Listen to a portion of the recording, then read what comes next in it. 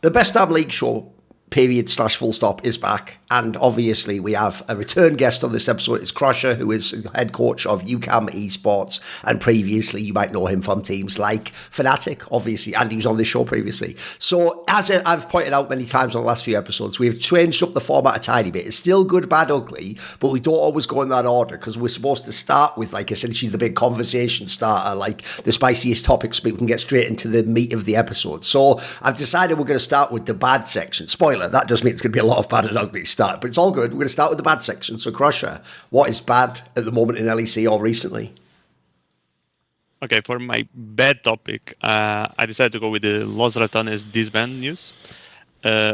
Obviously, I don't particularly have anything to do with Los Ratones itself decides to do, so that's not particularly my angle. My angle is more like, how does Riot, change the entire format of LEC? Goes against their partner teams, and it seems there's like no long-term, plan. Because I'm a pretty cynical person, so a part of me was expecting, something to come up that would. I'm not sure what it would involve, either a partnership of Los Ratones with an existing LEC team, either keeping like the invite slots, but like I was thinking that Riot was on a like more long-term plan than just, this one random split where we accumulate this one team, we create specific rules in the middle of the year that didn't exist, that might as well have read as Los Ratones is participating on this tournament that we are calling LEC Versus, because they pretty much made sure of it by saying like after Los Ratones had 2 European Master wins that it would be the most consistent team across the year. It could have been like the 2 finalists of European Masters in summer, but we wouldn't want to risk Los Ratones not being there, because then it would be a little bit of a disaster. So yeah, I really don't understand how like there's no continuation plan on this, and it's just okay. Los Ratones played this one split. We changed the whole format of the league to BO1, by the way.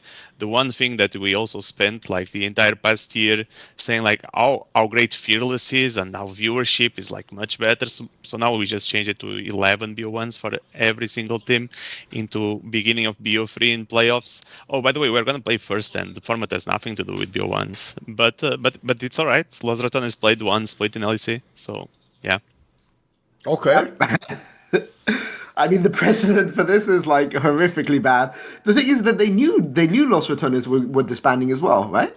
Because Los Ratones has said. I mean, Baus. So I don't know about the others, but I know Baus has definitely said he didn't want to play pro anymore, right? I mean, as far as I know, it was even implied behind the scenes they were going to break up, even if they didn't get this LEC versus, and they wouldn't have played the EU Masters again, or something like that.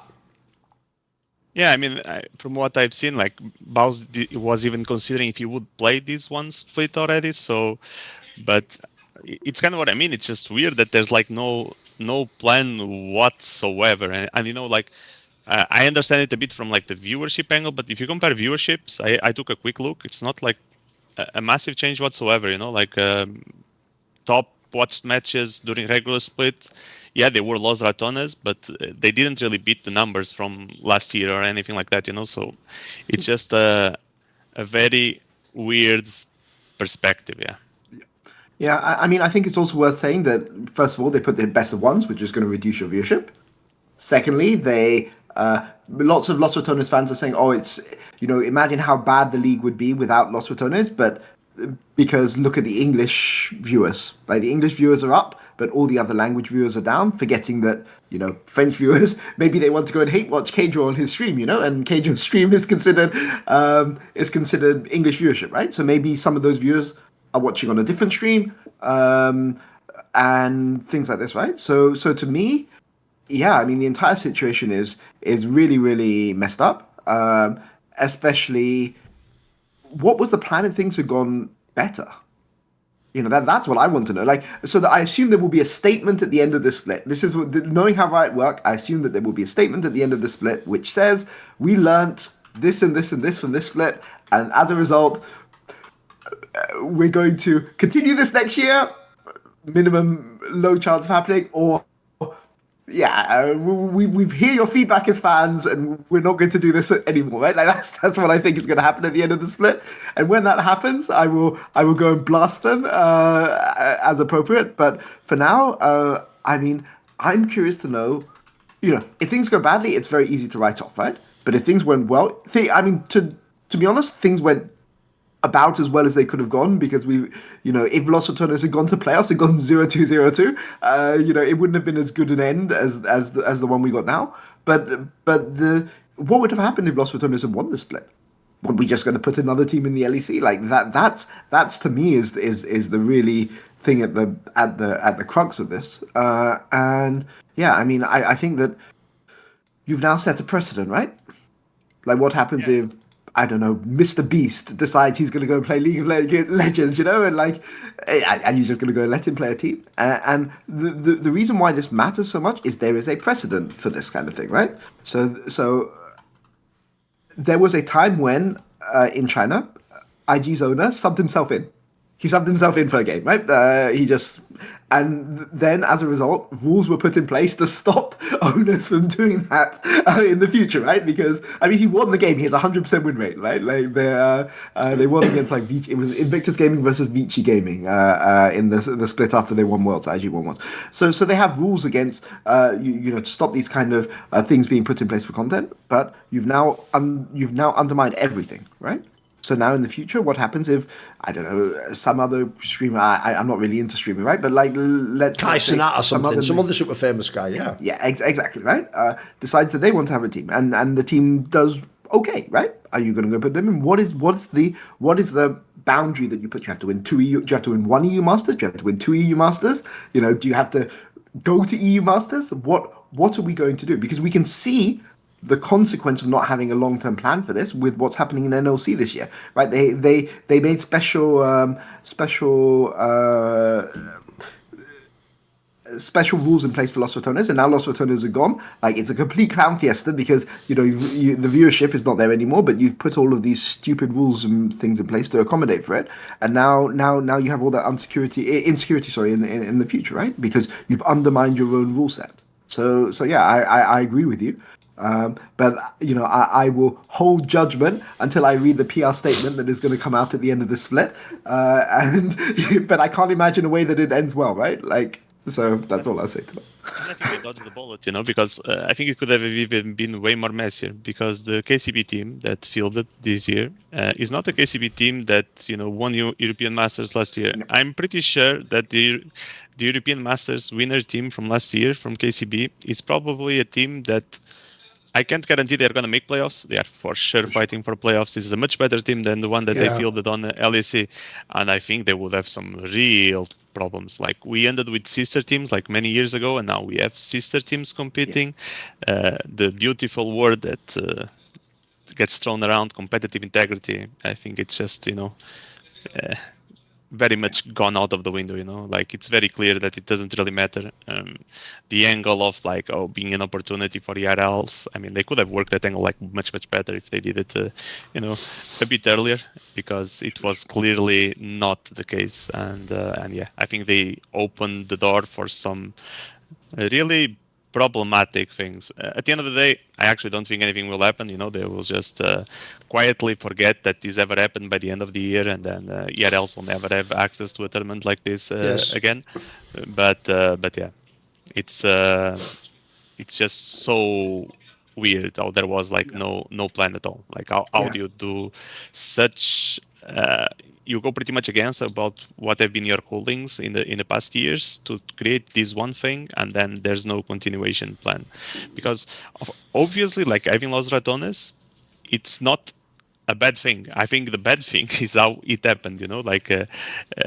When you force, I think the two best examples are MCOY and KC, and they are actually pretty good examples because they also brought the viewership, but also the competitiveness. By now, they both have won splits in LEC, and they are agreeably top teams in the LEC. They are kind of representing Spain and France, and they had to, do the same way as everyone else, pay their way in, and that's there's been a lot of discussion about the franchise system, yes or not, and like I think the franchise system was probably necessary at some point. It's like very cool to look at it like 10 years after or whatever, saying it was a failure, but probably wouldn't be here if it wasn't for the franchise system.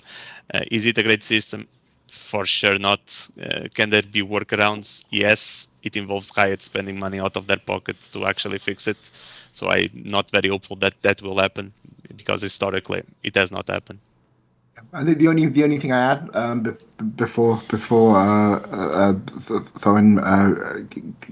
gives his input is that I actually agree with you on the KCB thing. The KCB team that was in summer, that team would have made playoffs. Like maybe they don't have Mainter, and Mainter was like a lot of leadership on that team. But if it was the 5 players, those guys would. That was a really good team. That like in terms of ERL. Those guys were really, really good. I'm surprised XKick wasn't here anyway, right? And for people that don't know, XKick was the AD carry, and he basically showed a huge improvement. Like he wasn't even bad last time he was in LEC, but he was really, really good last year. So I think that is having 2 KCs in playoffs would have been a fucking nightmare. So yeah, I fully agree with you on that. I mean, I think XKick. Oh, I'm sorry. I think XKick is not there pretty much because of that, because he also believed that he was much better than last time. So I think he fully believed that he was going to get a slot in LEC no matter what. At the end of the day, didn't go particularly well for him. But surely that is a playoff team. I think that's also one thing that people don't really realize, and at some point in one of my other points I want to talk a bit more in depth about this, that is like the top ERL teams, like teams that are really, really good, they are very comparable to middle of the table LEC teams, believe it or not, but it has been my experiencing from watching it from the outside and inside. And I think people think the gap is much bigger. I think there's gap for like the top 3 teams, but there's a gap to the top 3 teams even in LEC. It's not like an insane difference. I will just say, I actually think the overall point, the idea that like it seems like it was badly handled, the Los Ratones thing, because I agree. I don't know what the point of doing this was if you got these results, but somehow this either wasn't enough, or even worse, there was never a plan. Like it was just do something and then I don't know, hope something else happens after. Because here's what's weird.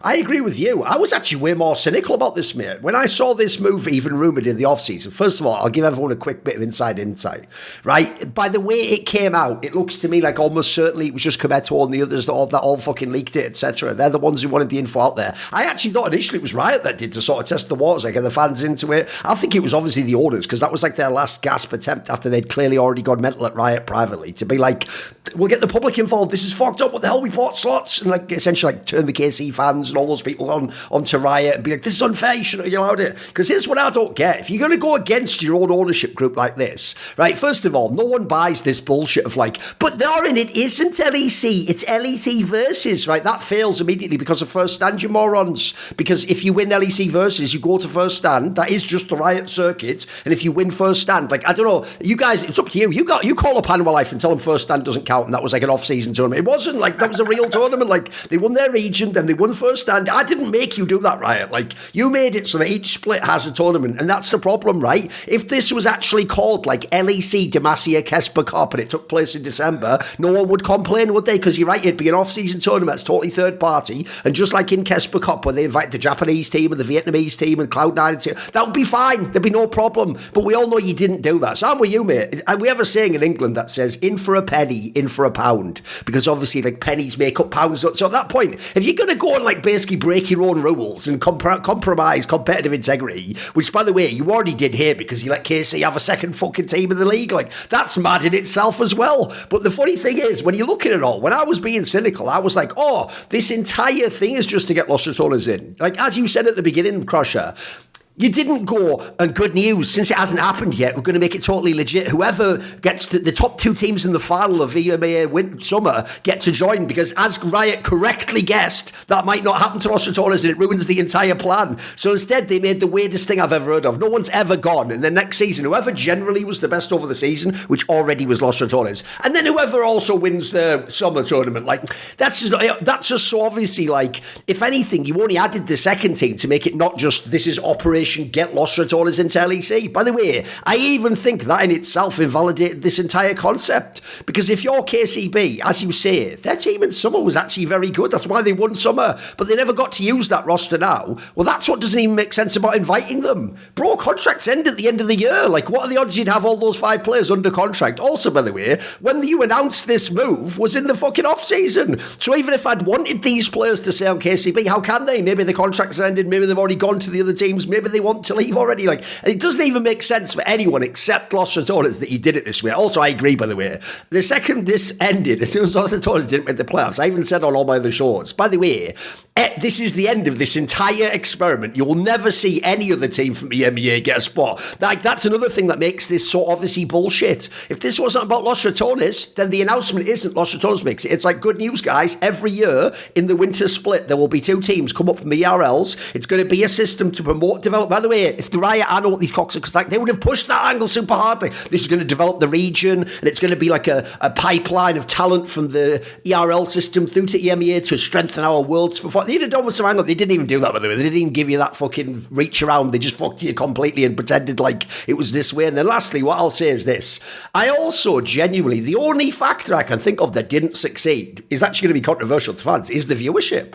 Because if people don't know, viewership's gone down the last few years anyway. So if you go last year, for example, the viewership is the same in the regular season for the best teams. It's like barely different. And if you go actually to when Mad Lions, the Spanish roster, and KC joined 2 years ago, it's way higher. It was actually higher back then. If Mad Lions and KC, that was the number 1 regular season game, if people don't know, when those 2 teams played. So actually you could argue Los Ratones brought some extra viewership, but it wasn't even crazy. It wasn't like they made like 1 million viewers or something like that. So I actually even wonder, for real, if Riot was so delusional, they actually thought the viewership would like double or something crazy, and that would be like the thing I'd argue. Because what I don't get is, they were never going to win LEC. So you can't be that they were going to win LEC and that's what would win the owners over. Surely it had to be like things like viewership and what it would do to the broadcast. And then lastly, I'm with you guys as well. The fact that they made it BO1s, that is so cynical, it's crazy. Because I'm sorry, I think they did do that to avoid a world where, like, even a Riot that's a fucking gold player could look at Los Ratones in the EU Masters and go, fuck, what happens if Baus has to play like a fucking best of 3 or something? Like, this could go really bad.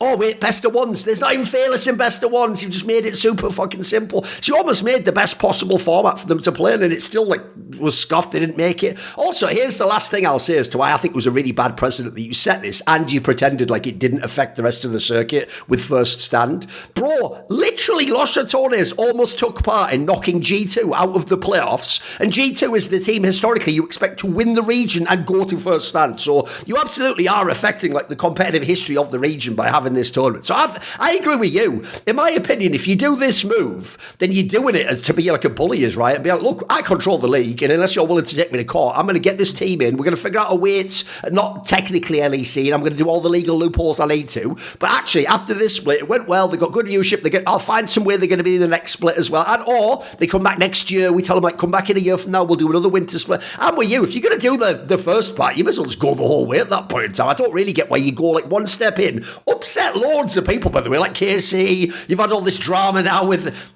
I will say I did laugh at this when it was like KCorp people like, they're sending us horrible tweets. It's like, well, fucking hell, mate. That's crazy, bro. I can't even imagine that happening. Fuck me. That must be annoying. So anyway, there was that whole thing, which was hilarious. But I know what you mean. You caused all this drama, and at the end, it's just like, bye, guys. We're retiring now. What are we doing? What was the point of all this? I know. It's mad, isn't it? I know what you mean. I'm with you, mate. I think if you knew it was going to happen now, you just don't even do it in the first place. Like, what was the point? What was the point in causing all this hurt and people upset and all this drama? Like, it was cool for us to watch. We don't have any stake in it financially, but I agree it was weird. Yep. Right, let's go. Let's move on then. So, Peter, what is your bad point? So my bad point plays into a little bit about what you were saying just now, which is, man, that G2... Okay, so my bad point is about G2, okay? But G2 demolished Heretics in, like, less than, 48 minutes played. And my bad point about G2 is, this is a team that is obviously going to do really, really well in the season. They're obviously going to go to internationals at least once this year, probably multiple times, right? And they put together that regular season performance, right? And if you put that regular season performance together, that tells me that they're not taking regular season seriously, which, you know, it's a G2 meme for a long time. They haven't taken regular season properly for a long time, right? But this is a team that wants to demonstrate that they can go and compete internationally, right? And are you telling me that it's worth just taking the piss for 4 weeks, for 4 weeks, losing out on 4 weeks of try harding in order to keep yourself fresh for playoffs? In order to, like, if G2 were garbage against Heretics, I could believe, okay, this G2 just isn't very good, right? But to me, the fact that they swept Heretics in the way that they did just tells me that this is an issue with focus, and I don't think that this G2, maybe 2019 G2, maybe 2020 G2, can say, okay, regular season doesn't matter, right? Because we're only thinking about international competition, right? But this G2, this version of G2, hasn't earned that right yet. And to me, that is really, really concerning as a mindset thing for them going forwards. Because clearly they're good, right? Clearly, like, I expected them to beat Heretics 2-0, even though Heretics had a better performance in the middle in regular season, because I've seen it happen so many times before. But to me, I don't think that they've earned the right to demonstrate this kind of approach, this kind of disrespect, right? If you'd won all 3 splits last year, maybe you have the right to disrespect. But I don't think this G2 has earned that right. And so that's my bad point.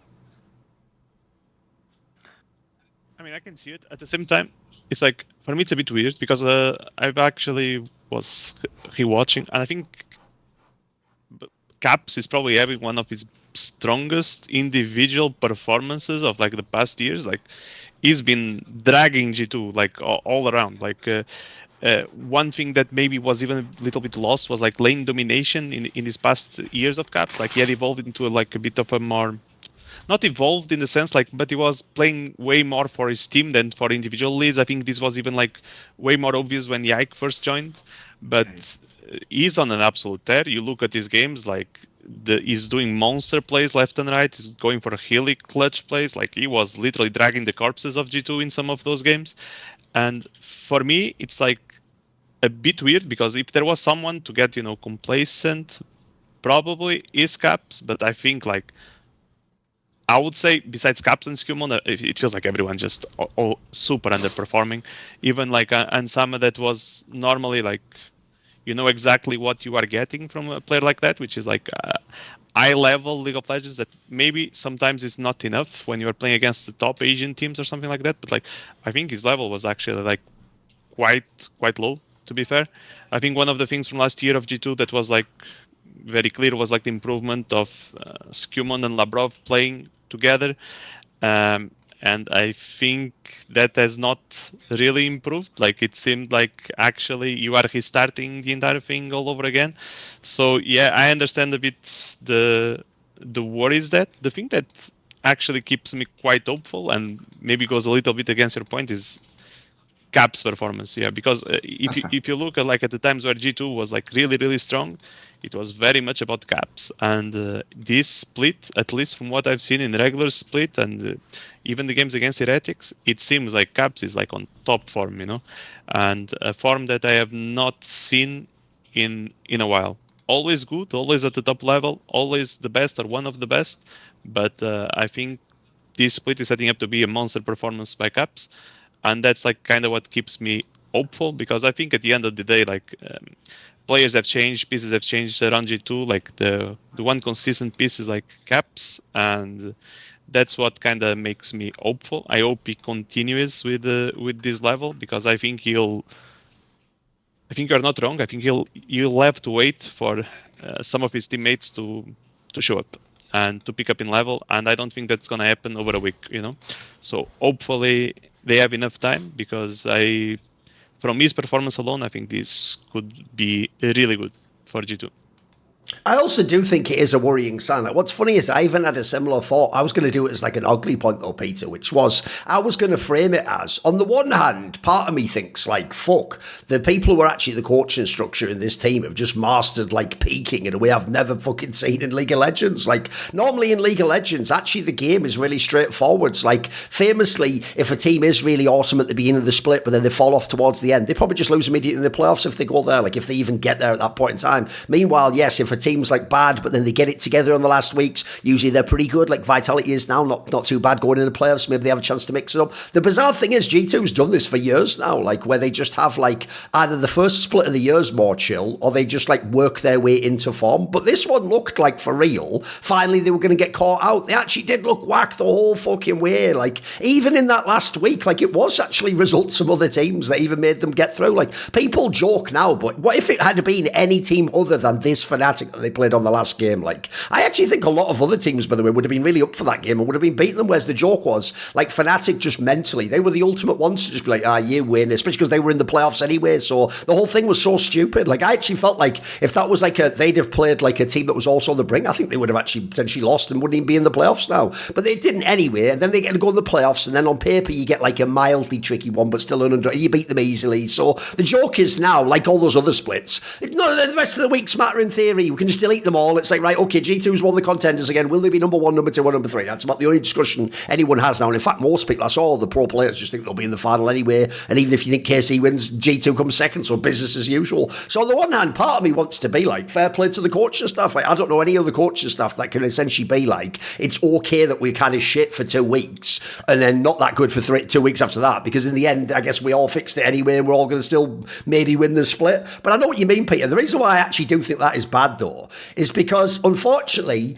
I actually do think, sadly, this is where the ultimate exception to the rule I'm about to make is going to ruin the story, because it's active now. So, as a general rule in League of Legends and sports, that's not actually a thing. The idea of like, it doesn't matter on week 2 and 3 because we're just going to peak for the play. That's what you do if you're corping and you've got issues in the team. That's something you tell yourself, so you can just hope that you get like the best out of your team for 2 weeks. If you're actually the best team, you try to manifest it every week and you try to have a systematized approach, and every result should make sense. You should give you a sense of where you are, where you're progressing, etc. And if you look at the greatest teams of all time, they tend to also be amazing regular season teams. That's just a fact across sports and team sport. Now, the reason why, sadly, I said I have to point out the ultimate exception to the rule is motherfucking T1, because they never win the LCK ever. They don't win MSI even for literally like a decade at this point in time, but then they just win the biggest tournament in league. So unfortunately, it's going to make it seem to other people like it's okay to do that. But as I've kind of just pointed out here, there's only 2 teams I'm aware of can do that. It's T1 for the international scene, and then G2 domestically within our region. That's it. There are no other teams ever in history. There's no team now that can do it. No one else. So actually, I do think in general it is a bad sign. Also,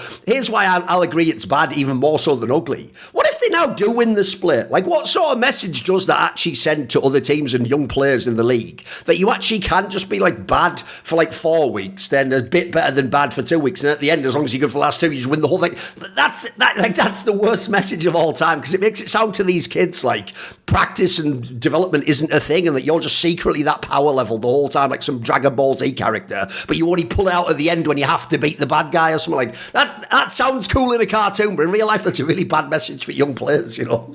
Sure. And I mean, I'm just going to preempt the person in the comments who will say, "Oh, it's G2. They have full confidence. They're going to do it." What happens if like Caps gets sick? Yeah. You know, what happens if like he gets a cold? You know, the day before your final game when you're against you're against Fnatic, right? So you're probably safe, right? But what happens if one of your players actually gets sick? Like there's not trying 100%, and there's like literally putting your or even just a fluke, Peter. What, you know, someone flips a Baron or someone fucking flashes into a wallback, so the whole thing can be decided. Yeah, you're just done. The whole split's over. Yeah. Mad in it. Right, okay, I'll tell you what my bad is going to be, and it's actually quite a simple one. Listen, we were tracking them the whole way.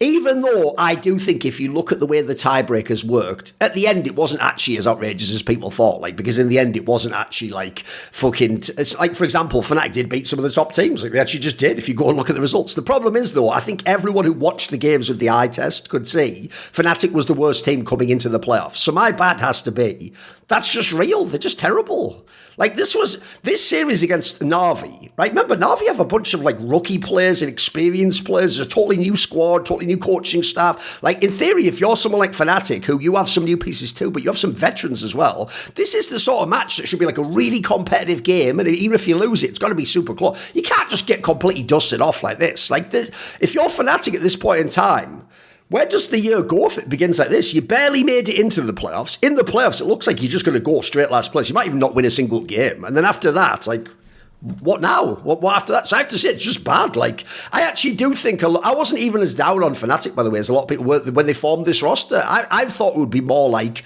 you know, maybe if things go well, they could be like 6th or something. You can maybe mix it up a bit. Like, this actually looks for real. Like, once you get out of this bullshit LEC versus and we're just back to 10 teams again, this could be like the 8th or 9th best team. Like, they actually look like they only got those wins in the no pressure BO1. Like, at the moment, it'd be hard to see this team win a series. So I'm kind of super down on the squad now. I think a couple of the players are good, but what a mess of a team. And also, lastly, by the way, it's also one of the only teams, like, as much as like Heretics wasn't impressive, at least Heretics has like an identity and a style of playing. So I can't even still tell what the style of play of Fnatic is.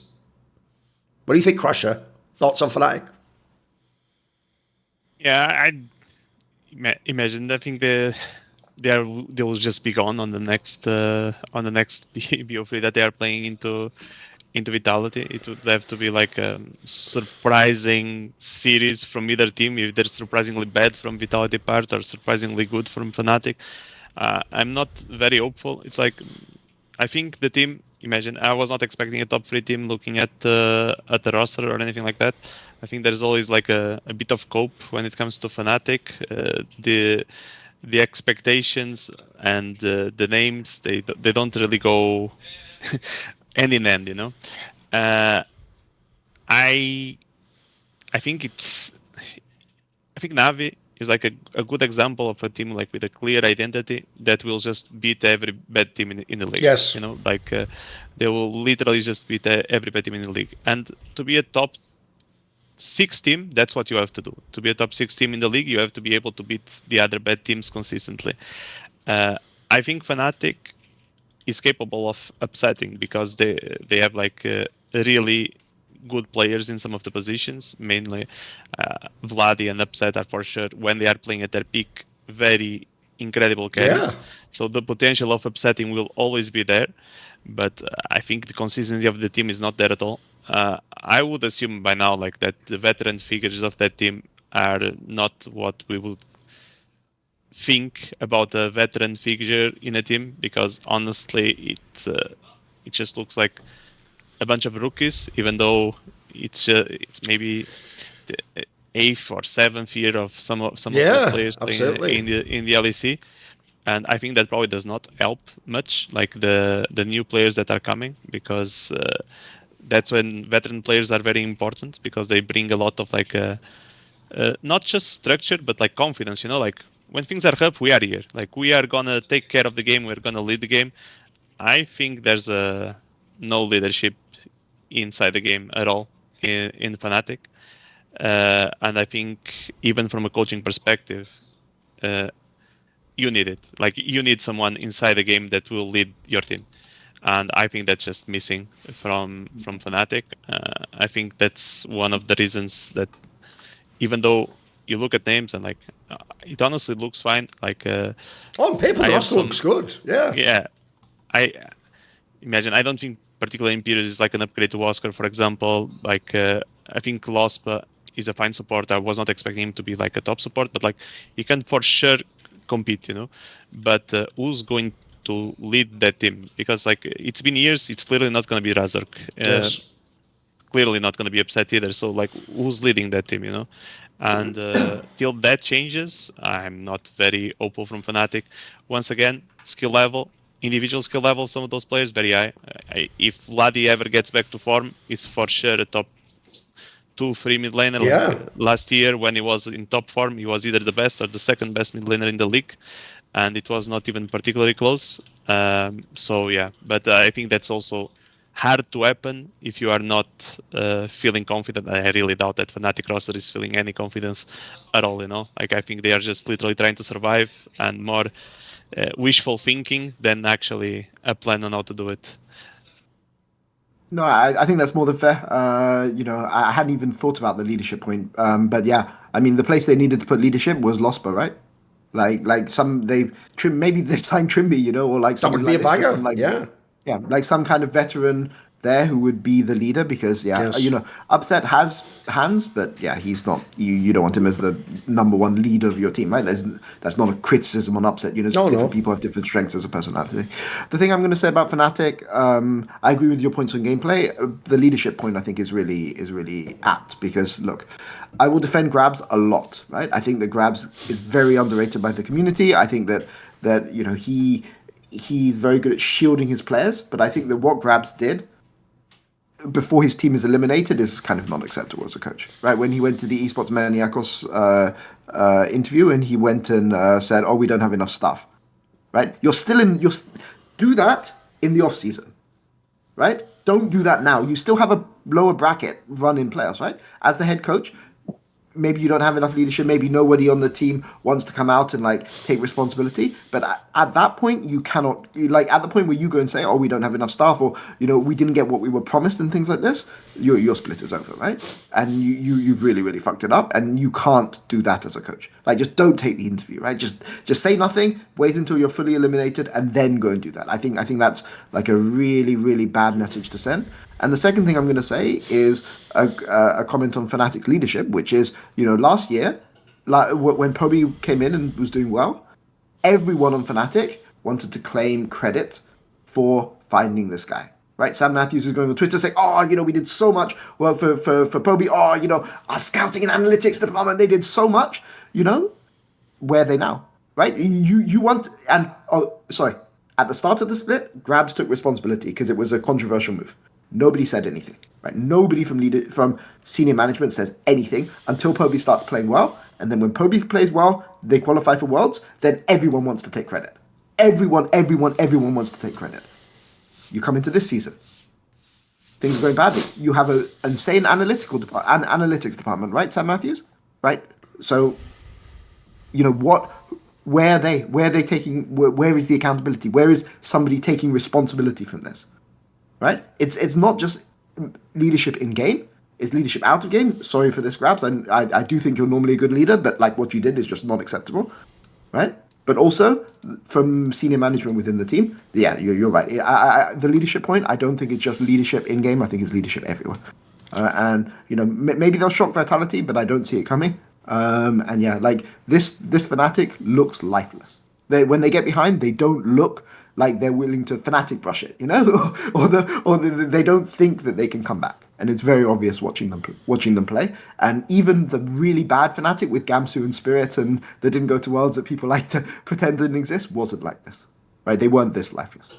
So yeah, that's my comment on that. Right, two things. One, you're going to have to change your ugly point to none of the ones we currently have. So just think up one now, but you've got time. Because you've just done yours and the second one there, and he actually had the other one as his. I forgot to tell you. But anyway, the other thing is, I've got one last thing to say on that topic, which is, this is also where I think Grabs has actually made a mistake, in my opinion. But it's more of an abstract one that everyone in esports seems to make, which is, where did this sudden compulsion come from that you're supposed to be transparent with the public? Like, what? What is that? Like, I was thinking about this the other day. Wait a minute, you do know the reason why we want certain public figures to be transparent is they're a politician, like that affects our lives, or you're a shareholder and you want to know what's going on with your money, or at like the most light version, you're a customer and you want to know that the product's legit and it's not using like dodgy thing. You do realise, fan of an esports team that doesn't even fund it at all, you have no entitlement whatsoever to have an explanation as to who's to blame and what's going on. All you have to do for real as a fan is tune in, watch the games, and if you don't like it, I'm sorry, then be upset. That's it. Like,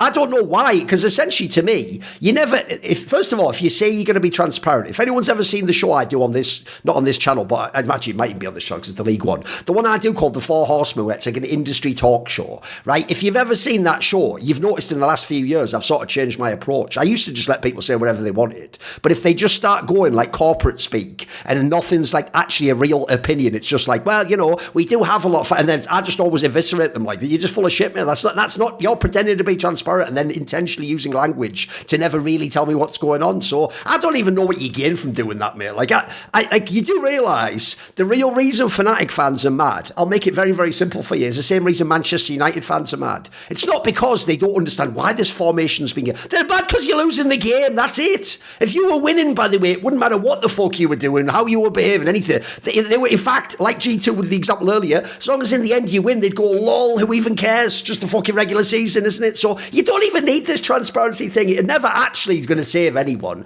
And as we're pointing out here, if you're just taking it all on your own shoulders, then do that. Just say, you know, it's my fault for now. I'll let you know in the off-season if I'm not with the team anymore what was really going on. That's about all you can do. I'm with you, Peter. I don't see any upside to doing that. Like, in that case, no fan who's going to hate on you is now like, oh, well, they actually have a staff issue. If anything, by the way, all you've really done there, which is really bizarre, is in split one, that isn't even over, you've just redirected all fan hate to your own owner. Like, what a fucking weird PR angle to take. Like, it's one thing to be us versus them. You're us versus your own ownership group now, mate, whether intentionally or not. So I know what you mean. I agree. That is a fucking weird one.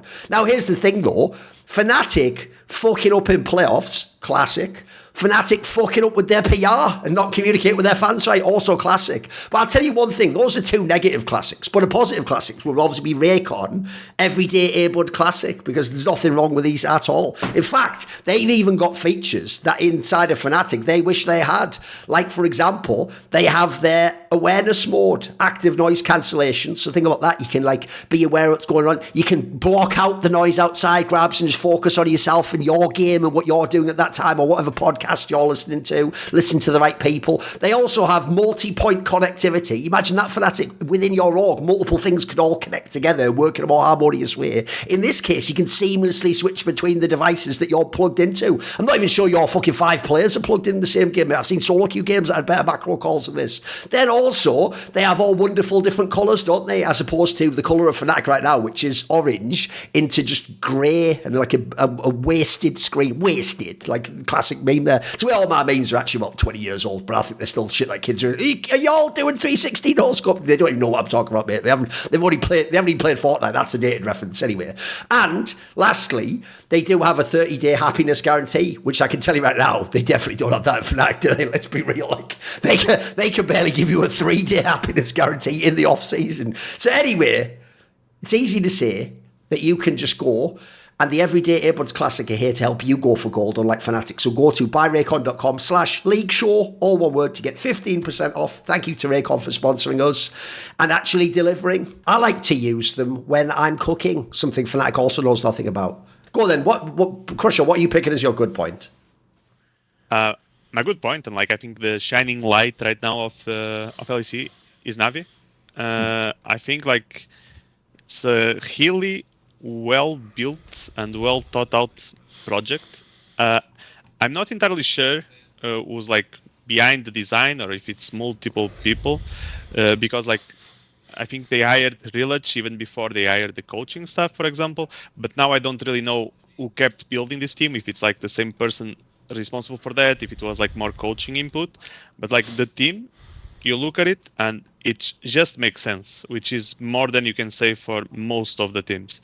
And I think it's like a pretty interesting project because it's like, I would say full rookies. It's like, it depends on what your definition of rookie is. Like, I don't consider Parus, because he played last year in LEC, stops being a rookie. I think it takes a bit for you to stop being a rookie. So I'll consider like pretty much all of them rookies at this point, with a more or less rookie coaching staff. I think GoTo1 is the only one that was like a BDS head coach at some point, but even for a short period, if I'm not mistaken. Yeah.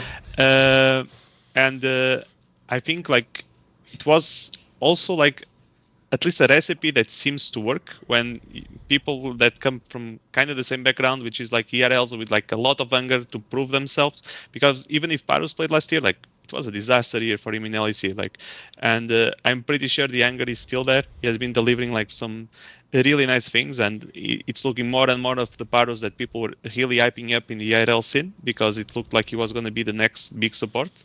And I think he has like a big say.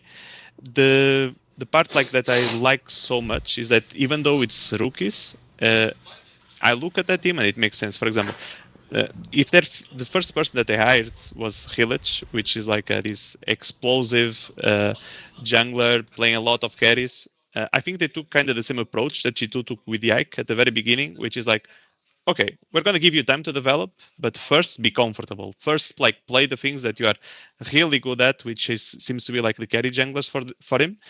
And then the two pieces that they got on solo laners, I think it makes a lot of sense with the jungler that they have.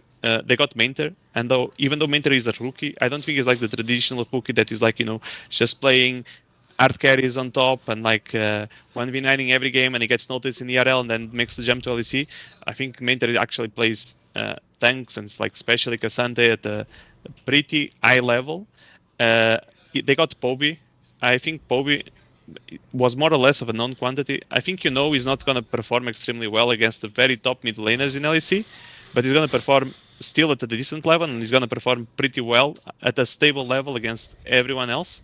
So you get like this wild card in jungle wrapped around like this stable platform where you can just make the game go as they want. And the AD carry just seems like pretty good also. Like I think it's always like a hard position to judge. I think AD carry hole in general in Europe compared to other holes is more stacked, but is for sure delivering pretty good performances. I think him and Paros are doing a pretty good job, and it's been good to also see Paros like glow up, probably on a setting where he's like way more comfortable now. I think like I don't expect them to do, imagine, incredibly much better, because right now they would have to beat one of the top 3 teams, which I think are G2, Koi, and KC. And I think they have like something that really helped them, that is like they have this straightforward way of playing League of Legends. And this is not a criticism. This is like, I think the coaching staff, The Rock, like did a really good job at setting them up to success, because they have a clear, strong identity. I just think like against the good teams, that will unfortunately not be enough for them. Against the bad teams, I just expect them to keep winning. I don't think this is being recorded on the day that they face Koi. I don't particularly think they're gonna win that. And then lower bracket, I think it will depend a little bit. I think games against Vitality in playoffs, I expect that it's going to be tricky for them. Against everyone else, probably decent chance. Giants would probably be the other team on the losers bracket that can cause them problems. But all in all, I think it's just like a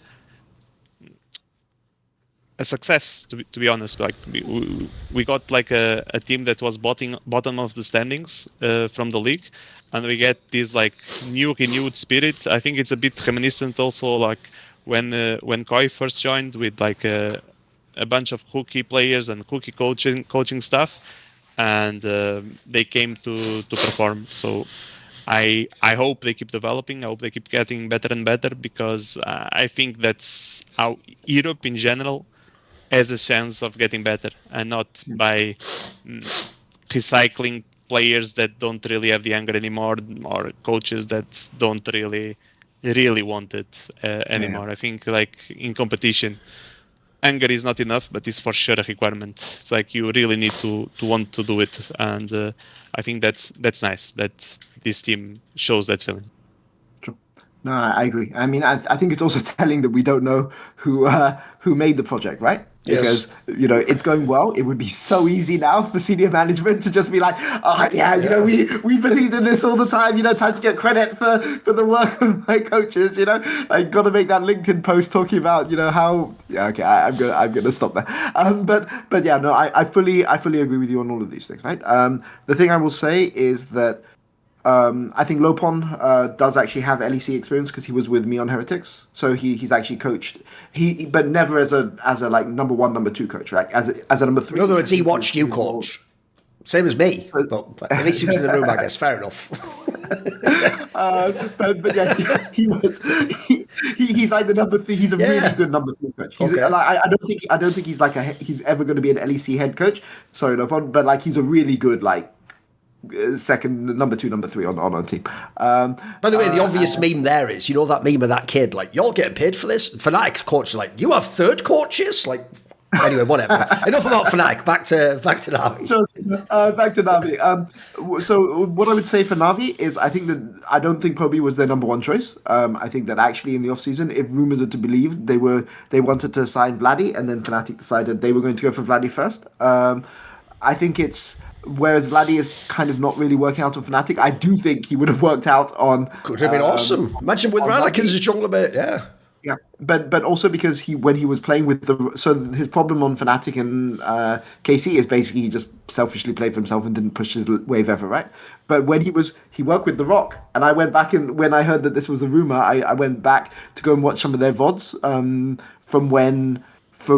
because I was trying to work out is this going to be a good pickup, and he actually played completely a different style, right? Which leads me to believe that if The Rock was his coach, we wouldn't be seeing the same Vladdy as we have right now, and it's clear like their environment is good. What I will say is that I agree with you that they do play the game in a very formulaic and very color by numbers, type of way. You do step A, step B, step C. But I think with a rookie team, I think that's a good thing. You learn your fundamentals first, and then you get to innovate, right? Whereas I think a lot of times you have a creative player and they come into the LEC, 113, perfect example of this, really, really creative player, but never ever was forced to kind of sit down and learn, this is what you need to do. And once you have your fundamentals, then you get to be creative, right? Like I think 113, part of his issue when he came into the LEC was creativity. And sometimes you don't need to be creative, right? You have a 5k goal lead, just go to a lane and just sit in the lane. Sorry, I mentioned 113 because 113 and Relic, very, very similar players in Heroes, right? But completely different career trajectories when they come to LEC. And I think that's telling, right? It's really clear. Relic has been told this is something you must do in the mid game, right? There are rules that you must follow in the mid game, but as long as you follow those rules 90% of the time, you get that little bit of creativity, right? So there's clearly structure with it. I think that's something that a team like G2 or Koi or KC will hard exploit, but you need to do that now, right? Like it's not worth going to semifinals or like a finals in your first split and then not having these fundamentals in place, right? Because you'll get fucked later on in the year, right? Which is kind of what happened to KC last year.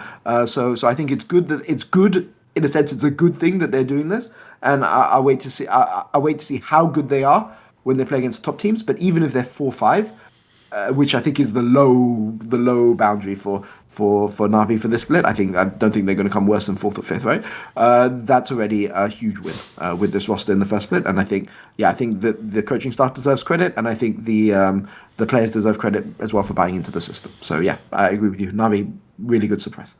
Okay, actually, by the way, I totally agree on this Navi point. Like, one, they're the most obvious revelation of this LEC versus split. They've looked awesome right out the gate the whole way through. And also, I agree, I actually love the Yike comparison, because I always did think, by the way, here's what's funny. People who are LEC fans will appreciate the comparison, because if you remember when Yike came into the LEC, even though he was actually quite an old player, obviously he was a rookie in the LEC, and because he was coming into G2, a team with massive expectations, right, you could have just done what has happened to many, many rookie junglers when they come to the LEC, which is you get thrown in the deep end, and if anything, because you're the rookie, play with better players, you're told, like, play for them, and you play away from the style that made you a star. Instead, I actually do think in their team, Dylan Falco really, really cynically set the team up to be as easy as possible for Yike to go in. And here's what's funny. People might not know, this is why I referenced that's the LEC meme. The joke is, there's a guy called Peter Dunn already did that, like 2 years earlier, with Danny, and then Giorgio Pioni did exactly the same thing. He brought them into a team with more experienced players, and he was like, let's set up the game to remove the parts that are going to be hard for you, to emphasize your strengths, and then over time we'll introduce you as like a normal player that does everything as well. So I actually do think, by the way, if you have an up and coming like potential star, it's a really smart way to do it, because if I had to pick a position I think had been completely ruined in the LEC over many years, it would be like star ERL jungler joins the LEC and then gets sort of told, like, you're the dog jungler now, and it's like, what is this? Why we signed the guy if we're going to do that? Like, this is madness. So I think not only have they nailed it, but look at the result. Rylek for real has been like a borderline MVP candidate of the whole fucking league. Like, he's looked mega. Like, now he has like vibes of like when fucking Razork joined the league or Selfmade or something. Like, this is a person who could be like a star player for years going forwards. Whereas you look at the rest of the roster, look, I think the top lane's fire. Aside from that, though, a lot of these other players, this is why a lot of people didn't rate Navi highly. A lot of those other players are just all right. Like, Popey's just died, you know, he was never, no one ever thought he was going to be amazing. The bot lanes, it's actually kind of a gamble. No one knows if those two players will play well together. No one has any clue how the support will do. So I actually think people, if anything, maybe they got caught up too much in the Los Ratones drama, or they're too busy praising KC. I think Navi's actually like underpraised. They've done a fucking unbelievable job, and I agree with you guys on the trajectory. If I actually look how they've played so far, I think realistically, I think only KC is beyond them. I think there's even a world where if they play G2, I'd love to see that game, mate, because one of the other things I love about this team is I agree with the whole, like, you have to understand the rules before you can break them. Mate, another thing, if I have a really strong jungler, this is why I know Los Ratones didn't give a flying fuck about that Veli guy, whatever they say. They never even gave this guy this chance. They never gave him super hard early games where he could potentially get ahead and get some kills and actually have some agency. Instead, they just put him in normal games and he fucking drowned. Like, one of the things I also love is, if I'm going to have a bunch of players that haven't played together, they haven't got like existing team play, they haven't played all different styles of League of Legends, but I have a star fucking like some mechanically skilled jungler, let's just play fucking hard early game, boys. Like, you actually have a real chance to just gamble and win that game. Like, you get the knockout punch really early, and that's why I say I'd even love to see them play against fucking, like, they've got MKOI and G2 potentially in this playoffs. I think those are two teams that, I think they beat one of those two teams. There's a hot take for you. I don't know which one it'll be yet. It'll be interesting, because obviously it'll look bad for Elyoya if he loses, but at the same time, I think G2's so rough they could easily lose one or two games here. So I'm actually excited for example with you. I think like they should be third or fourth at worst. Like, they look awesome so far. I have no real complaints. It's a great job. Yep. Okay. Right. What is your good point, Peter? So my good point is somebody that I haven't had the chance to praise on this show yet, which is Busio, which I think Busio has. So obviously I think Rylak has been the revelation of this split, but you asked me who the second one is, and I would say Busio. And this is a guy, for people that don't know, you know, when, I think, was it the first year when I was going to EG? But like, this is a guy who basically, he was a mid laner, right? And when EG were building their academy team, this is a guy that was being scouted as a potential mid laner. And then Jojo being in, you know, amateur. But you know, Papa Smithy, I'm going to give credit when credit is due, went to this guy and basically said, your future is not as a mid laner, it's as a support. And then he basically spent his entire rest of his career playing support. And he's like, he's had an immediate impact coming to Europe. And I think this is really impressive, because you compare him to Jojo. Jojo's start in Europe was not easy. He really, really struggled at the start in his first split. It wasn't a good split. Yeah. By the end of the year, well, it was between him and Caps, but him and Caps were the two best mid laners by the end of the Absolutely. year. But this guy has come in, he's immediately adapted. He's on an org with a ton of pressure because it's KC, right? And he's just smurfing out of his mind, and he's not just smurfing on his like Bard, which is, you know, his default champion. He had a really, really good Lulu game against GX, who are a team that needs, you know, are very, very reliant on bot lane getting ahead. And, you know, I feel like he's the best supporter in the league by like a significant margin. And I don't know if he's the MVP of the league, but if you say best player versus the second best player in their role, right? So gap between first and second, I would say it's by far Busio, right? I think the gap, I think Caps, you asked me who the MVPs are, I'd probably say Rylak and Caps are like the two best. But if you say gap between Caps and second best, or gap between Busio and second best, I would say Busio is clear. And I think this is the thing that is going to, you know, really, really, if he's adapted this quickly, then KC are really fucking scary. Like, you know, a lot of the question marks about KC this year is how quickly do their mid laner and support integrate, or do they integrate? And their mid laner, he's okay, right? Like, he's kind of whatever. He hasn't really stood out to me that much. But Busio, like, literally every single game he plays, this guy really, really stands out to me, even when he's running it down versus Heretics. It's very impressive what we've seen from him so far. No, I agree. Actually, I think it's like, if you ask who's the second best support in LEC, you're gonna have a discussion. If you ask who's the best, I don't think anyone is gonna give you an argument otherwise. And like, even the topic that you mentioned, like, yeah, he has a monster game against JNX with Lulu, when I think like one of the other, you know, impactful players on support call is June himself, like on that Giants roster. I think it's one of the reasons why that roster has like is able to compete against the other top teams is a lot because of June. But I think it's even interesting because I think of Lulu, and I think it's like the third match or second match, and it's like into Los Ratones, and I think Busio almost solo loses that game, like with the atrocious Lulu performance. So even that, like, imagine, I don't think his first 3 games were amazing. It was a bit, but after that, like, this guy has just been flying, you know. And like, even in, you know, looking at this very small point, which is like Lulu gameplay, because I think Enchanter gameplay is always a big topic in terms of supports, because supports are normally not able to do both at a very high level. And for sure, even his Enchanter gameplay improved quite a lot, because like you compare like that one game against Los Ratones and you compare it his last game against Giant X, and like it's a different world, you know. Like it almost looks like a different player playing those champions. So yeah, I mean, he looked very strong when he was playing in FlyQuest. He was supposed to be a very strong player, and I'm happy so, because I think support role is lacking a bit in Europe, and I think is one of those players that is for sure a difference maker. And I would argue is like a difference maker on the top team, because I think, for example, June is also a difference maker, but his difference maker is like giving Giant X a shot to upset a top team. Yes. It's not like giving Giant X a chance of being at a very top team, you know. And I think Busio does bring that to KC. I think it's like a very strong pairing. I think Kaliste is a very, very aggressive player that adapted very well to the modern role of AD carry. Like the way he plays mid waves, I think it's a bit unmatched in Europe. And I think Busio quickly adapt, or they both quickly found a way to do it together, which I think is extremely important, and it's like one of their really, really strong points. Besides that, and good gameplay with the Ike, yeah, I think is for sure like one of the top players of the league, if not the top player of the league.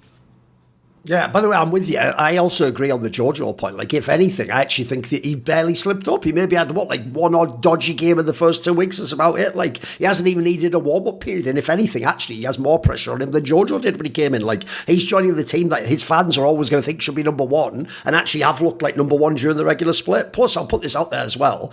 I agree. If people don't get the role point that you're making, like, look, I think the best player in the LEC is still Cannon. But the difference is there's still Naknakano there, and so, you know, there's other people who are comparable. I know what you mean. At support, there really isn't anyone right now. Actually, what's bizarre is it used to be one of the best roles in Europe. It's one of the weaker ones now. There's a lot of like iffy players there, and obviously all the legendary, like Mickey X is fucking slamming it in SK, shitting his own career up. Hillisang's gone. There's not, and Trimby only just came back. It's just a bit of a weaker role. So at the moment he is bossing it. He would be the MVP from that role. I'm with you. I also think one thing that's really cool is, this is why I actually think the time that Busio spent in FlyQuest might end up paying dividends now that he's on a really stacked European team. Because, bro, one thing they clearly allowed him to do on that team was be very creative as a support player. They were not the team that were like, just sit in lane, you just a support, you do basically. In fact, they didn't treat him like he's a role swap. They treated him like he's actually like the fucking carrier of the West or something. He gets to do everything. Like, I always joke, if people know the reference, like, this is actually how in Dota people played. Like, essentially, the other support could just be like a second jungler on the map and just could just go and gank like another lane. Like, I love that for Busio does like that Mickey X thing, that only Mickey X used to do, where you just go and do it, you do it at the top and gank, where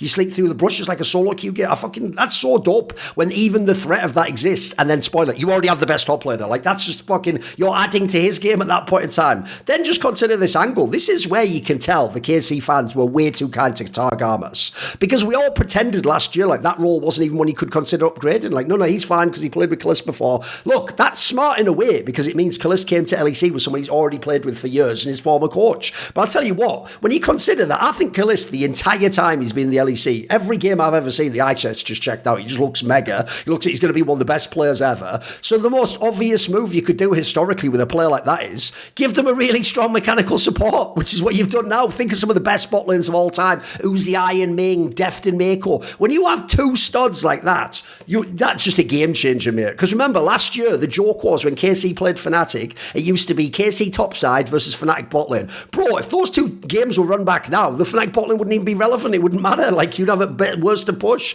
And then lastly, that's also why I think it's dope that Busio's actually like being able to embrace all aspects of the role. Because if you ever look in the history of League of Legends, I actually think the most OP position you can have is role swapped, very strong mechanical player goes to support, but then masters the support aspects. Because by default, the analogy is obviously football with defender. Most defenders in football didn't didn't want to be a defender. They were forced into that because they couldn't be like a midfielder or an attacker or something. But imagine if you have the rare people like Maldini or something, where like he had the skill set to be like a fucking midfielder, bro. He just chose to be a defender, so he was just OP as a result. So I think it's the same. If you think in history of names like Carrier, bro, Carrier could easily play mid lane at LCK. I'm not even trolling. His mechanics are nuts. You even think of some of the actual role swaps, Afro Moo and NA, Core JJ. These people used to play DC. So what happens is when you can then master the other aspects, but then you have these mechanics, that just puts you a level above certain other support players, unfortunately. So I also think, yeah, they've nailed it. It's why actually, even though that was like an obvious signing to do because it was going to be G2 or KC absolutely killed the off-season by getting that move done. That's probably why now, I mean, spoiler, I'm going to go into this on my good.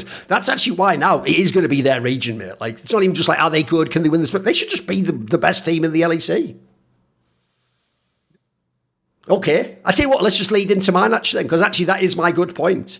I'm just going to call it early. I'm going to get edgy and do it really early when they've already played GX, who admittedly didn't look that good at the end of the regular season and that's looked a bit shit in the playoffs. I'm just going to say it now. You know, the whole narrative for the last 2 years goes like this. It doesn't really even matter, you know, if a KC or a Koi or Fnatic was to win the league, because the only hope internationally is G2. That's what everyone always thought. And part of it's because of Caps and the Hansama, players that you know what level you're going to get internationally. I'm going to say it right now, I actually think this KC will be the best Western team, mate. Like, this team actually looks like it could do damage internationally. Because remember, the key thing is, you have still got Canna. Like, I still think it's such a bummer I never got to see that guy play at Worlds last year. He was so fucking good. Like, I don't think people appreciate it. I can't even believe he's still in NEC. I genuinely thought he would be on, like, a fucking JDG or D+ or something. I thought he'd be on some massive team after that last year. So the idea you get to keep him in LEC is nuts. If anything, I just said earlier, Callista's upgraded the bot lane. Like, it's even stronger now.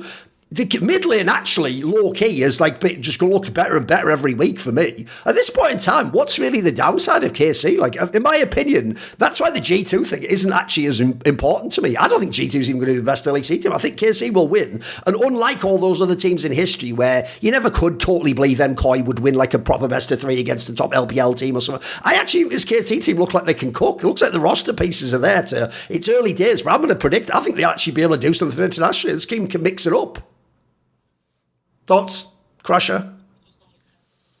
I can for sure see them because imagine, I think one of the things that has been lacking, I think most AD carries, even though I say, and I think it's true, like I think it's one of the most stacked roles in the league. Yes. I think most of the European AD carries don't really have like that new flavor of like hyper aggressiveness, not just waiting to get free items and play team fights well. I think like the best examples in Europe are probably like Kaliste and Karzi. I think Kaliste does it at a way more consistent and higher level than Karzi. But I think those are like the 2 AD carries that stand out. I think now he has a support to match the level of gameplay required. And I think like even on G2, it was something that when we got to internationals, I think it was for sure lacking a lot. Like every time we played at a really strong Asian bot lane, there was like a very big difference. And I'm not even talking about laning phase difference. I'm especially talking like about how the teams approach and play around mid game. I think it was like very night and day. I think my hope is that they'll be able to also do this on the international stage. I'm not entirely sure what to think about their mid laner yet, to be honest. It's like, it's for sure serviceable, but League, historically, you need more than just a serviceable mid laner. You need to be a really strong contender team, and we are talking about international. Yeah, so yeah. You need like a top player on that role. Maybe he is, maybe he's not. I'm honestly not able to tell right now. I think the problem that they will have domestically is going to be Caps. To be fair, it's like what I mentioned at the beginning of the show. I think Caps is in form. I think Caps is going to be a very big headache because he plays a broken role and is very good, if not the best, at that role, you know. And that's trouble. That's a lot of trouble for teams to deal with in general. If you tell me that KC doesn't get to this first end because Caps had a monster performance, I'll believe it, you know. You tell me, who do I think would play better right now into international teams, KC or G2? I agree with you. I think it would be KC. But yeah, we'll have to wait and see a bit. If they get through if Caps keeps being the monster that is being this split, and if they get through them, then I'll be even more hopeful. Because I really believe that Kana is a top player. I think the bot lane from KC is monster, and they're gonna be a real threat. Yeah, I'm a bit scared about Kihu. Like, I mean, I know we talked about KC for my last point, so I kind of mentioned that, but I did watch him play in LCK, and it looked a little bit rough. But maybe he has the right structure around him. Maybe he can go back, study those VODs. He's going to have a good support there who can cover for him, a good jungler who can cover for him. I mean, I think with KC they have probably the best player in 3 positions, right? AD carry, support, top, right? In the West, I would say. I think Kana has been insane. I think throughout the entirety of last year, it was his fault Casey didn't go to Worlds. True. He did get wrecked by Oscar. True. Yeah, he got that's true. By Oscar. Yeah. But it just shows how much they were relying on him for the rest of the year, that he has his one-off season in the entire year. But look, I've been a huge fan of Kalist for ages. I think Busio has demonstrated that it wasn't just NA being weaker than EU. Like he's come here, he's looked insane. Like that bot lane. I'll go as far as say I think that bot lane is a top 5 bot lane in the world. I think you could argue maybe 6 or 7, but I think they're definitely a top 10 bot lane, and I would say they're probably top 5 bot lane. I haven't watched every single LCK game, right, and every single LPL, but I've watched a decent amount, right, and I think that their 2v2 is pretty crazy. I think Kano is going to be fine internationally, but I just have to. To me, Yike and Kiahu have to prove themselves to me. They have to prove, Skewmon, first time he goes to Worlds, goes to the top 8 of Worlds. Yike had 2 shots, didn't manage to do it, right? So if we're talking about international level, the most broken roles in the game are support, jungle, mid, right? And AD carry in top, it's good to have AD carry in top, but essentially you're playing for your mid priority and which side lane are you going into playing into. And the KC have the 2 best unimportant roles, right? And then they have Busio on support. So that's the only thing that I would say. But yeah, I mean, this team is crazy. I really like how they build their rosters. I like how they build through academy. I like how they sign players through academy. I like how they recruit players. I think I like that they're taking the regular season seriously, right? Like, to me, we just talked about G2 and about how I hate that G2 aren't taking the regular season seriously. KC took that regular season very seriously until maybe the Heretics game. But they, I think that KC winning would be a good thing for Europe because it will force teams to make changes. And we can already see this because KC did well last year. G2 now have an academy team. If KC didn't play as well as they did, and they didn't have Kalist or something like this, do you think G2 would have an academy team this year? I don't think so. And maybe KC does something internationally after tryharding in regular season. Maybe it forces other teams like Koi, or G2 to take the regular season seriously, right? Because both of those teams have said publicly that they don't take them seriously, and therefore they deserve to be called out for it. But KC do, right? So that is what I would say for that. I think it would be good for the region. But yeah, I think there are players. I have question marks about these guys internationally, but I want those questions answered, right? It's not like for me not to see KC at first stand would be a loss. But if you're asking me how they can lose, it's going to be through mid, Caps, and Jojo hasn't been as good as Caps this split, but I can definitely see Jojo having a good enough performance to get Koi a win. But I don't see any team that doesn't have Jojo Pure or Caps on it being able to even stand up to these guys, because you have to crush mid because you're not crushing the sides, right? They're going to crush you. It's the thing, Crusher. We've only got so much time in the show, so what we'll do is we'll pretend like he didn't just bundle Jojo Pure internationally with Caps there, and pretend like they're sort of both, guaranteed to do really well against his. We'll put that one to one side. Yeah, it's all good. It's all good. He snuck that under the line there, I noticed. But, okay, what is the ugly point though, Crusher? Because this is a good one. So where we go with this ugly one? What was ugly at the moment? I mean, for me, the ugly point was like the Chronobreak during the MKOI versus Vitality series. I think it was very clear that the Chronobreak had like competitive issues after that. I went to the ruling because I'm a nerd like that, so I actually went to read the rules. And like, if you go by the ruling, it all makes sense. It was all according to what's supposed to happen. But at the end of the day, it's bullshit, because like it's a very clear situation where the team that is losing, that just did a pretty bad play, gets benefited for like a random bug. And there's one thing that is present on like every single rule book, that is like in extreme situations you are allowed to not exactly change the rules, but to go for a different like determination of the rules. And I think there should have been nuance on this occasion for sure, because just looking at the replay, it's like they were playing without the information. Very clear that Corki is on that bush, and that's what leads to Mirwin dying, because like Mirwin misplays that situation because he's surprised. He was like looking to chase, and he just gets completely surprised that Corki is actually on that bush and rushing on him.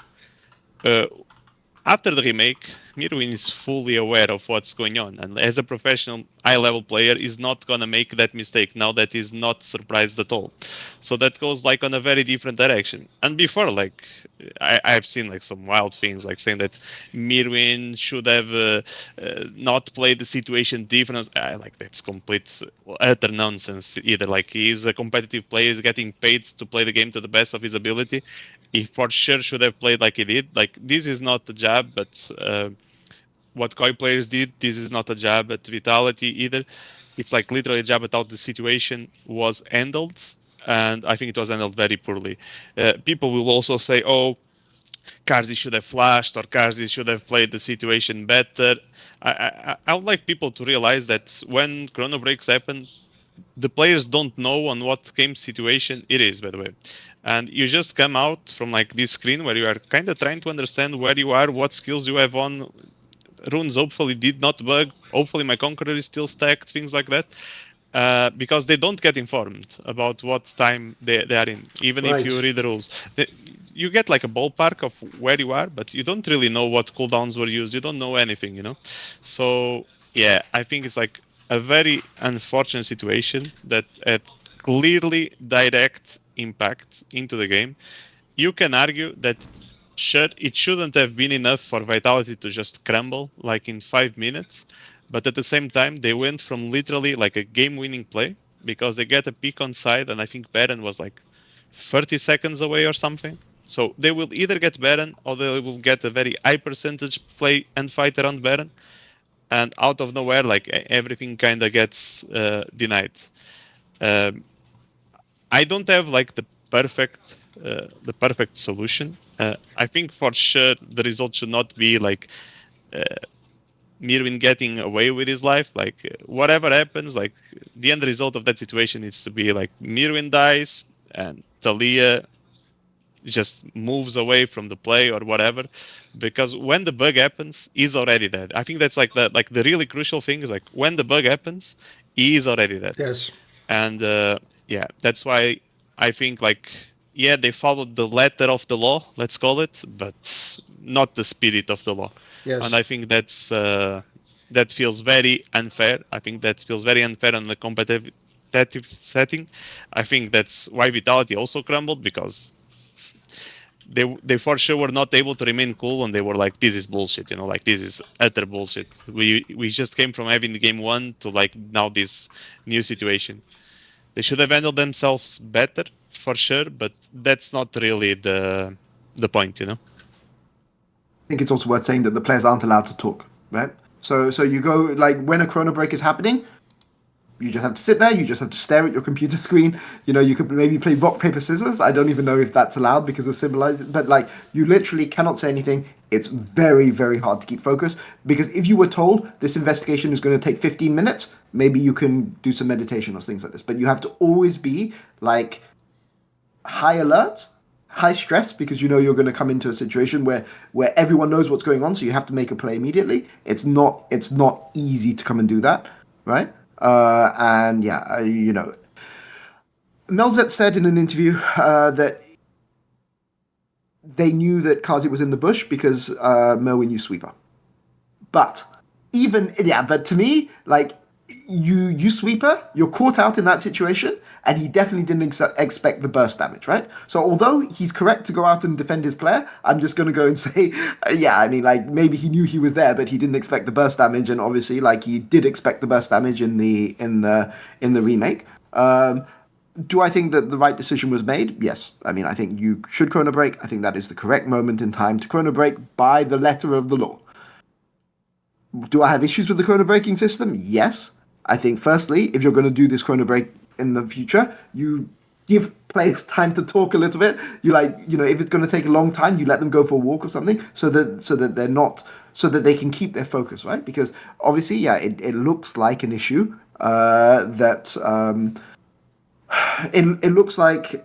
It looks like an issue which isn't fair, basically, and I don't like the way that Koi went out and said, it's not our responsibility, like, they should have played the game better after the chrono break, whereas I personally would have liked it more if people from Koi were like, sure, we got lucky, but that's just how not just saying we got lucky, right? But that's just how the rules work. It worked in our favor this time, but it will work against us in the future, right? So say something like this, right? Instead of saying, instead of trying to shift blame or something like this, because I think Koi aren't being flamed because there's an agenda against Koi. Koi being flamed because it just looks really, really unfair, right? It looks very, very unfair. Yes. And this is somebody who has a soft spot for Koi for obvious reasons, right? So what I say from this is, what would I do in the future? I think basically I think the Riot still haven't found a good middle ground, right? For these kind of long-term chrono break situations. If it's a short-term, yeah, go ahead. I would say, I would just very honestly rather, Riot literally takes a screenshot of how the game is looking. Yep. Teams have 5 minutes to look at it. Both teams look at it, Yep. and then you're coming from a fair setting. Is it Exactly. the best option? Maybe not. Maybe someone can come up with a better. But just playing a situation out of the blue that you have no time to think, you have not been talking. I don't know for how long the game was stopped. Maybe 10, 15 minutes, whatever. It's at least let both teams prepare for that scenario, and I think you get the most fair setting out of a problem that, again, it's neither of the team's fault. Neither of the team is responsible. There was a bug during their game, Yep. So let's at least try to make it, even if imagine we chrono break, because that's the thing. I was even reading the chrono break. Sometimes it's not even possible to chrono break. I don't know exactly how the system works, but sometimes it's not even. Maybe they would have to chrono break 1 minute before. Can you imagine if you have to chrono break 1 minute before? You literally don't know what's going on. If you chrono break 1 minute before, I guarantee you there's not a single player inside the game that knows what's going on in that game. And I think the system needs to be much better. The no communication thing. We need to get over that. That rule is bad. It's clearly bad. It's not beneficial for competition.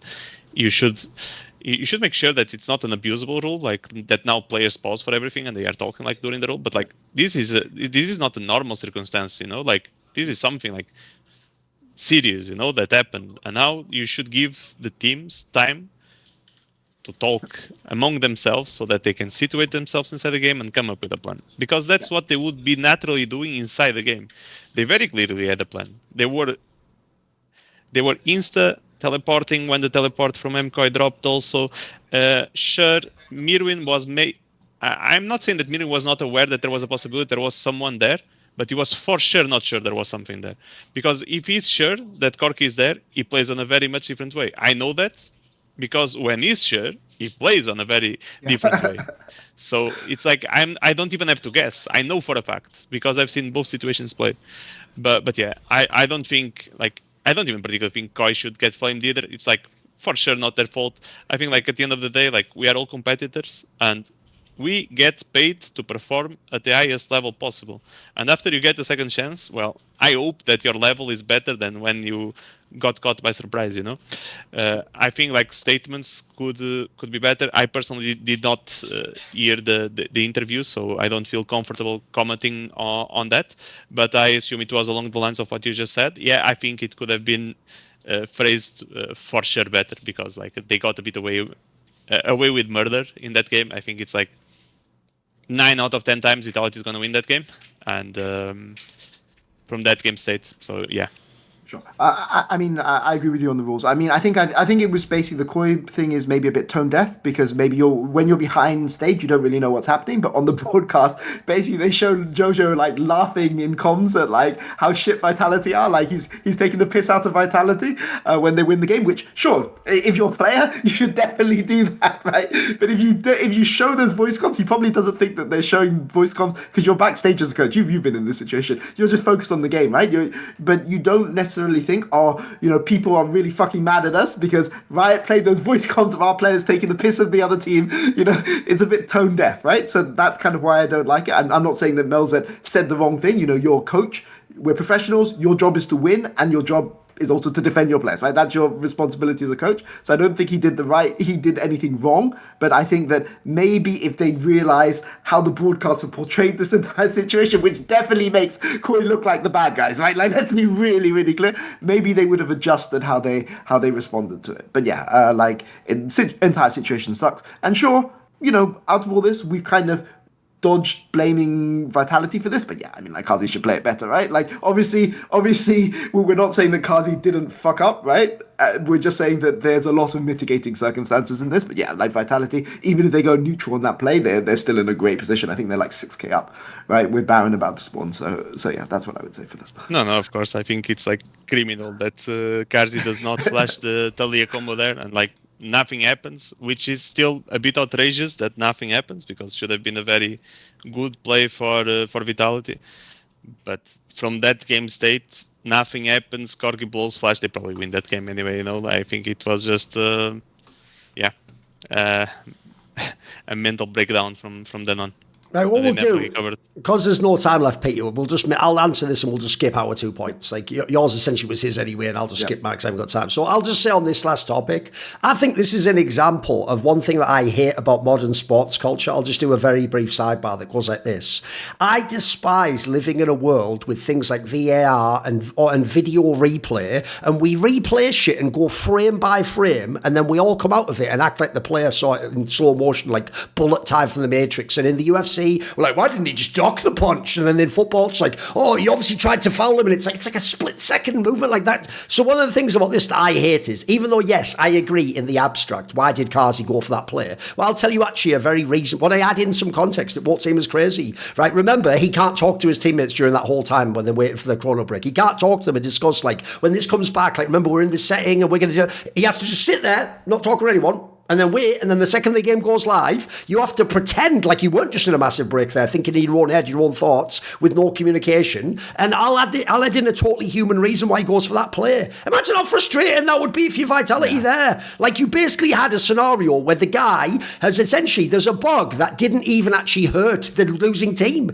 The bug has helped the losing team because of the result that's happened. It's basically given Merwin a get out of death free card that he has immediately used in the game, by the way, because again, there's no universe he would have played that way if this exact scenario didn't happen. He clearly cynically did that, like, I'm not fucking dying. And then even worse, if I'm like Kazi, that just looks like you just tilted, mate. Like, you just, oh, fuck it, just send it. And you just went for it. And like, here's the reason why I don't think it's fair when people go, why didn't they just reset and play neutral? Because why do they have to? They didn't make Talia bugged. They were playing the game. They were taking their opportunity, which they were ahead in, to try and win the game. Like, I'm sorry, you're not allowed to go, oh, sorry, because the referee said that it's bugged, you have to now play differently. Like, why? Why do I have to do that? Why do I have to ever have a chrono break? Why can't the game just play out where I'm at advantage and I win the game? Like, here's what I'll say as a final abstract point. This concept that, actually, what Crusher said at the beginning was the most key thing. One, almost every rule book I'm aware of in sports has a clause where it basically says something to the effect of, basically, the rule book doesn't matter in rare circumstances. The referee can just decide, and it's usually called, the terminology is based on his discretion, as in the idea he's an expert and he can decide, like a judge in court, like, okay, even though the letter of the law says this, the spirit of the law is not that we, like, for example, persecute someone over something very minor, etc. So essentially, I would just give a very quick sports analogy for people. It is very famous in both basketball and football that there are scenarios where technically you're doing a type of soft foul on the attacker, but because he actually, doesn't matter if you fouled him, goes on and scores, you allow the point to score. You don't go, oh, wait a minute, it's a foul technique, so bring it all the way back. back. It's just a free kick to this team. No, because in that scenario, you'd just foul all the time, wouldn't you? So what they do instead is, essentially, they say, we're just going to ignore the minor foul, and the goal scores. There you go, he scored the goal. Continuation play, it's called. So I think this is a perfect example of where, if I was Riot, first of all, I'll just say this, I would just remove Talia from the game at the moment. You just had too many bugs at this point. This isn't like a one-off thing. It happened the other fucking week as well.